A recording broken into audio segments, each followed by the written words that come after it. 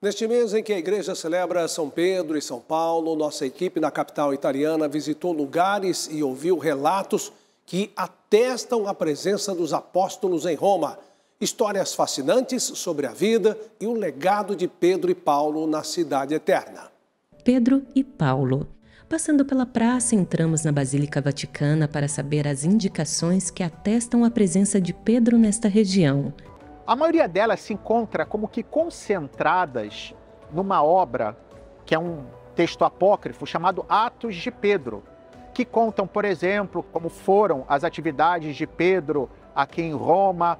Fala-se também da passagem de Pedro numa prisão aqui de Roma, onde Pedro teria batizado um dos seus carcereiros. Seguimos falando sobre Pedro, pois há documentos que testificam a passagem dele por aqui. Santo Inácio de Antioquia, ele diz o seguinte, que a igreja de Roma é aquela que preside todas as igrejas do mundo na caridade, no amor. E depois um outro testemunho que é fundamental é o de Santo Irineu de Leão, que lá para o ano 180 depois de Cristo nos dá a primeira lista dos sucessores de Pedro.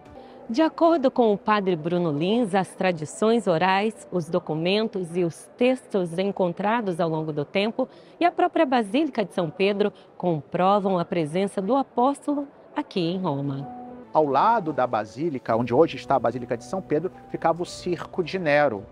O obelisco que nós encontramos no centro da praça era um marco central do Circo de Nero. Pedro, então, foi crucificado de cabeça para baixo e enterrado numa necrópole, ou seja, num cemitério que estava numa colina ao lado do circo, que era a colina do Vaticano. E aí, em cima dessa tumba, Constantino construiu a primeira basílica. Falamos até agora de Pedro e seguimos em peregrinação para outra basílica papal para saber sobre a presença do evangelizador dos gentios. A tradição, então, vai nos falar o seguinte, que São Paulo teve uma primeira permanência em Roma, que é aquela que conta os Atos dos Apóstolos, depois teria ido para a Espanha, e de fato, se nós pegamos a carta aos Romanos, no capítulo 15, São Paulo fala que tinha o desejo de ir para a Espanha. Portanto, ele teria chegado a Roma, foi para a Espanha e depois volta a Roma, que é quando então vai ter o atrito com o imperador Nero e ele será martirizado. E finalmente a prova monumental que comprova a presença de Paulo aqui em Roma, que é a Basílica de São Paulo fora dos muros, que ela é importante justamente porque aqui foi enterrado São Paulo após ter sido martirizado.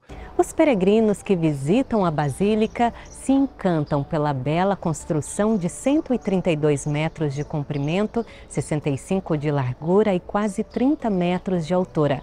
Na entrada, os visitantes se deparam com a estátua do evangelista que tem nas mãos suas cartas e uma espada. Por que a espada na mão? Tem um duplo sentido. Em primeiro lugar, porque o martírio dele se deu justamente por meio da espada, ele foi decapitado.